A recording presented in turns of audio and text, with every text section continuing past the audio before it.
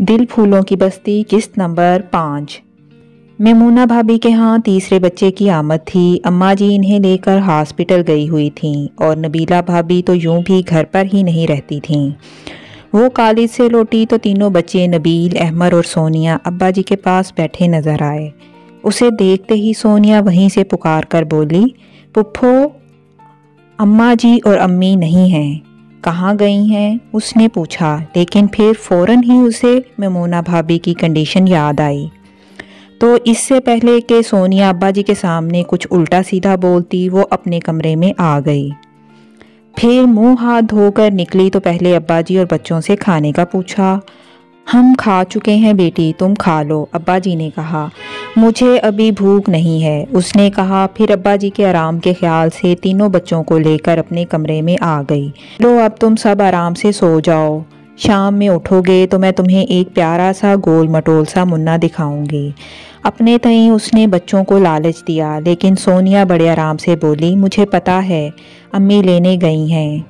चलाको मासी, तुम्हें कैसे पता है? वो सोनिया के फूले गाल पर हल्की सी चुटकी काट कर बोली, अम्मा जी ने बताया है, कह रही थी हम तुम्हारे लिए मुन्ना सा भाई लेने जा रहे हैं। यकीनन अम्मा जी इन्हें बहला कर गई होंगी। और सोनिया ने इनका हरफ बा हरफ दोहराया।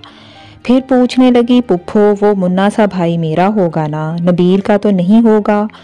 क्यों, नबील का क्यों नहीं होगा? उसने नबील के मासूम चेहरे पर नज़र डालकर पूछा।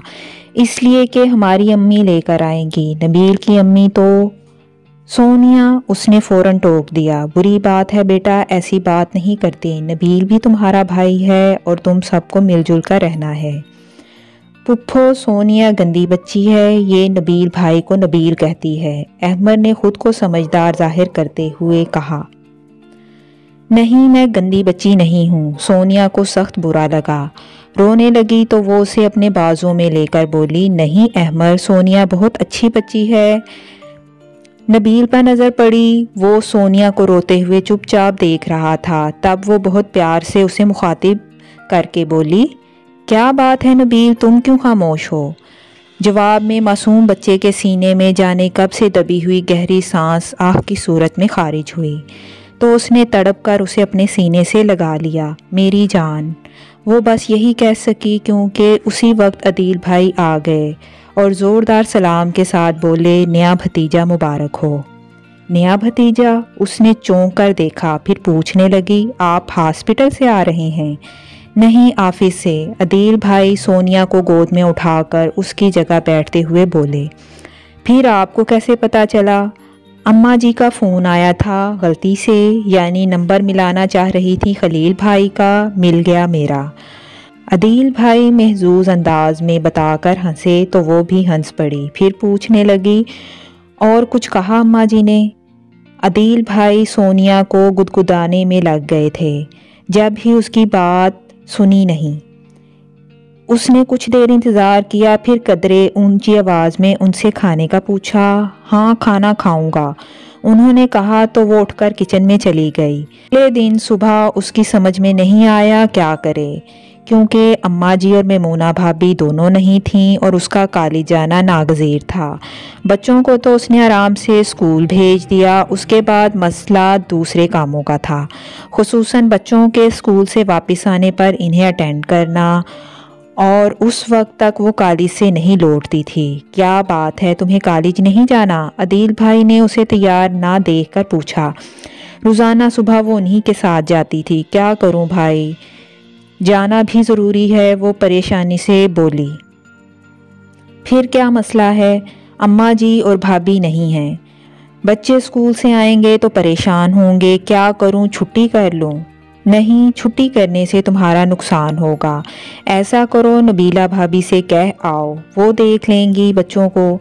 अदील भाई बड़े आराम से कहकर तैयार होने चले गए और वो शिशो पंज में पड़ गई। नामुमकिन। नबीला भाभी एक अपने बच्चे का तो ख्याल करती नहीं है। उसने नबीला भाभी के पास जाने का ख्याल झटक दिया और अब्बा जी के पुकारने पर किचन से निकलकर बरामदे में आई तो वो कहने लगे, बेटा बच्चों की फ़िक्र नहीं करो, मैं हूँ ना। لیکن ابا جی آپ کھانا تو نہیں پکا سکتے اور بچے تو آتے ہی کھانا مانگیں گے، کھانا بازار سے آ جائے گا اور خلیل میاں بھی ابھی ہاسپٹل کا چکر لگا کر آ جائیں گے، کوئی پریشانی نہیں ہوگی، تم جاؤ۔ ابا جی نے اسے اطمینان دلایا۔ ادھر سے عدیل بھائی چلائے، جلدی کرو آسیہ، صرف 10 منٹ ہیں۔ 10 منٹ؟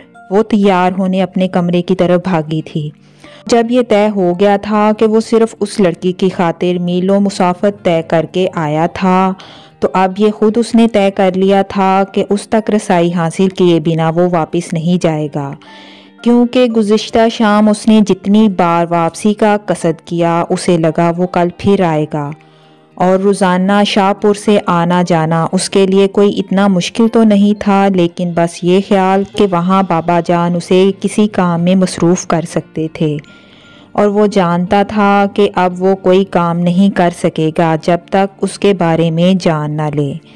وہ جو کوئی بھی تھی پہلی نظر میں نہ صرف اسے اچھی لگی تھی بلکہ اس کے حواسوں پر چھا گئی تھی، اور شاہ سکندر حیات کے لیے یہ تھی تو حیران کن بات، اس کے ساتھ وہ اپنی کیفیات سے لطف بھی لے رہا تھا، اور اسے عجیب سا بھی لگ رہا تھا کیونکہ اس نے صنف نازک کو کبھی اتنی اہمیت نہیں دی تھی۔ حالانکہ وہ کوئی کھردرا یا جذبات سے عاری شخص نہیں تھا، البتہ مغرور ضرور تھا، اور شاید یہ اس کا حق بھی تھا۔ بے پناہ وجاہت کے ساتھ نوابزادوں جیسی شان و شوکت ہر ایک کے حصے میں تو نہیں آتی۔ پھر خود سے واقف بھی تھا، جانتا تھا کہ جس راستے پر قدم رکھتا ہے وہ خود پر رشک کرتا ہے۔ بہرحال یہ اس کی زندگی کا پہلا تجربہ تھا کہ وہ کسی لڑکی کی تلاش میں جا رہا تھا، پوری تدبیر کے ساتھ، اور یہ طے کر کے کہ اپنی 3 راتوں کی بے خوابی اور دنوں کا اضطراب اس کے کھاتے میں ڈال آئے گا۔ اتنا زعم، یعنی اسے یقین تھا کہ اسے دیکھ کر وہ اپنی نیند گوا بیٹھے گی۔ اتنا تو وہ جان گیا تھا کہ وہ میڈیکل کالج کی اسٹوڈنٹ ہے، کیونکہ اول روز وہ سفید کوٹ میں نظر آئی تھی، اور کل اسے دیکھنے کے بعد یہیں سے اس نے نائلہ کو پک کیا تھا، اور وہ چاہتا تو نائلہ کے ذریعے آسانی سے اس کا نام پتہ جان سکتا تھا، لیکن اپنے دل پر گزرنے والی واردات میں فی الحال وہ کسی کو شریک نہیں کرنا چاہتا تھا۔ پھر اس جستجو کا ایک الگ مزہ تھا۔ گھڑی پر نظر ڈالتے ہوئے اس نے گاڑی کی سپیڈ کم کر دی، پھر جیسے ہی سامنے دیکھا وہ بہت عجلت میں روڈ کراس کرتی نظر آئی، اور اسی پل وہ سپیڈ بڑھا کر گاڑی یوں اس کے قریب لے گیا جیسے اسے کچلتا ہوا نکل جائے گا۔ حقیقتاً دیکھنے والوں کو بھی یہی لگا، اور وہ جو اس طرف دیکھ کر چل رہی تھی وہ ایک گاڑی کو اتنی سپیڈ سے اپنی طرف آتا دیکھ کر بکھلا گئی، اور بہت کوشش سے بھی اپنے حواس قابو میں نہیں رکھ سکی۔ ادھر ادھر کتنی گاڑیوں کے بریک چرچرائے اور اس نے بھی گاڑی روکی تو، لیکن اسے ہلکی ضرب لگانے کے بعد پھر بجلی کسی تیزی سے اتر کر اس کے قریب آیا تو تپتی ہوئی سڑک پر گرتے ہی وہ بے ہوش ہو چکی تھی۔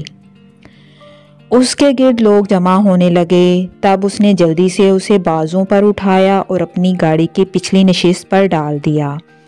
پھر ایک ہی نظر میں سب کو دیکھ کر بولا، زیادہ چوٹ نہیں ہے، میں انہیں ہاسپٹل لے جاتا ہوں۔ اس کے ساتھ ہی ڈرائیونگ پر بیٹھ کر اس نے گاڑی آگے بڑھا دی، اور راستے میں جو پہلا کلینک نظر آیا وہ وہیں رک گیا۔ ابتدائی مراحل سے گزرنے کے بعد اسے طبی امداد ملنے تک وہ قدرے بے چین رہا، پھر سکون سے ہو کر اس کے ہوش میں آنے کا انتظار کرنے کے ساتھ اس کا تفصیلی جائزہ لینے لگا کہ آخر اس میں ایسی کیا بات ہے۔ اور کوئی بات تو تھی جو اس کی جستجو بڑھتی جا رہی تھی۔ کتنے لمحے چپ چاپ سرک گئے۔ وہ اگر بیڈ پر بے حس و حرکت پڑی تھی تو وہ بھی اپنی جگہ جم کر رہ گیا تھا، یوں لگ رہا تھا جیسے یہاں وہاں زندگی ہے ہی نہیں۔ محسوس کی جانے والی خاموشی تھی۔ اس کی پلکوں نے ذرا سی حرکت کی تو جیسے ہر شے متحرک ہو گئی۔